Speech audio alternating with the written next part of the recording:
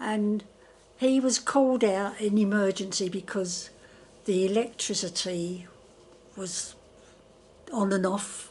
It was during the miners' strike, and unusually his boss went with him.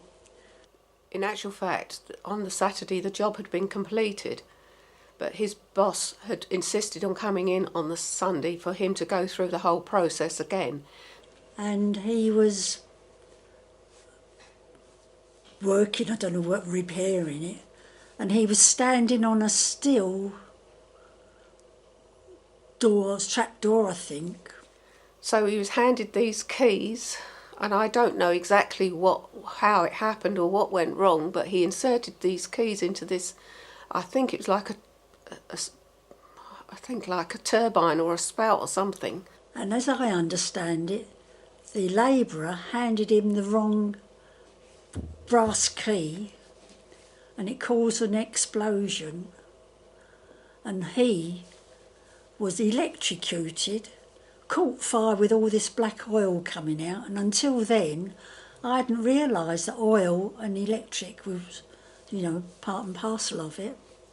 I can't really recall exactly what they called this bit of equipment, but the next thing, apparently there was a massive explosion and all this boiling oil came out of this spout and caught my husband. He was in flames, and it knocked his boss down into what they called a gantry. And he literally was on fire, and he was conscious all that time. And there was junior engineers, obviously not in that particular room, but who were outside in another part of the station.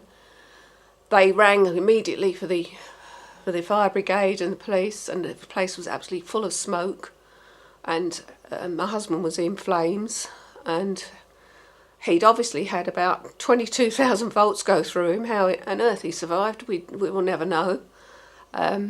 First we knew of it was when Josie, that's his wife, phoned and told my husband that Danny was being rushed to hospital,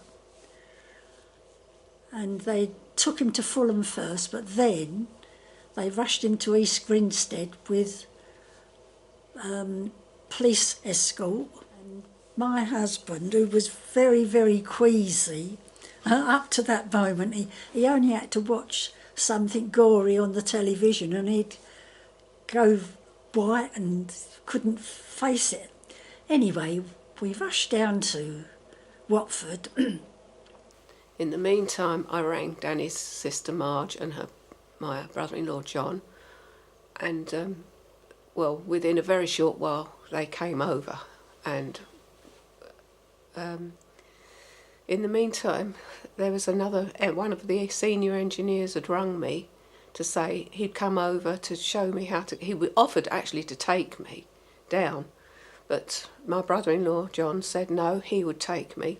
And John and Josie went down to East Grinstead. How it was arranged was that there was a corridor around all the little wards. And John, it done something to him, because normally he would have fainted, because when they got there, Danny was in like a tent thing, no clothes on, because he was covered in black oil, all burnt to his skin. In fact, later on, we were told it burnt to the bone. You could see his bones on his legs. Right, he was in this isolation ward. All the wards were isolated, and you couldn't go into them. You had to look through this window at them. And my husband was very heavily sedated, and it was a terrible shock to see him. My brother-in-law, who won't mind me saying, he was a bit squeamish about things, and he was really upset to see him.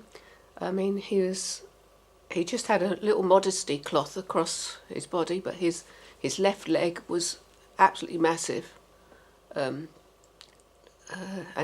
his head, he looked as if he'd had tar tipped over him. His hair had all gone, tops of his ears had all gone. And he was, as I say, he was heavily sedated. So there was nothing we could do, really. So we went back to the reception area, and the head sister spoke to us, and she said that he's extremely ill. He's had 33.5% of his body burnt. And I've never known a man have to suffer so many years. It was unnatural because he had operation after operation after operation, and yet he still kept a decent humour, didn't he? He did. I mean, at one time when they sewed his legs together to try and get skin to graft, it didn't work. And after years and years, they took a lump, and I mean a lump, off of his back with muscle and stretched it like a sheet over his leg. And he'd had loads of skin grafts prior to this, of course. They used to take skin off his tops of his thighs, and even till many years later you could still see the area where they removed the skin. He'd had a lot of skin grafts on his head, but basically the worst part of it that was burnt was his left leg. He had loads of skin grafts, but because the burns were really from below his knee, down his shin bone and round the side to his calves and everything, the skin was it was like tissue paper. And he lost one of his ears. So in later life, when he had to wear spectacles, it was a great job for him to keep a pair of glasses on. The kids were taking the mickey out of because their father wore this wig, and when we eventually plucked up courage to go into Watford, there was business things we had to sort out, going to the bank and things like that. He shuffled along. He had slippers with great holes in, cut out so that he could walk easier.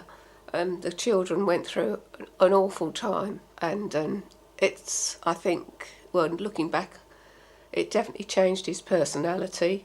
He used to have terrible nightmares.